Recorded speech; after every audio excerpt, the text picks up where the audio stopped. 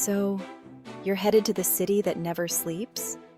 Get ready for an adventure like no other, but before you dive into the buzz of New York's streets, there are a few things you must check off your list.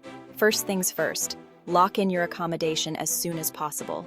Manhattan hotels can book up faster than you can say Empire State Building. Next, download a subway map. Trust me, the New York subway is a jungle, and that map will be your lifeline. Grab a city pass to save big on must-see landmarks like the Statue of Liberty, Empire State Building, and the Metropolitan Museum of Art. Plus, you'll skip some of those pesky lines. Don't forget to pack comfy shoes. Your feet will thank you after a day walking from Central Park to Times Square. Lastly, get familiar with the tipping culture.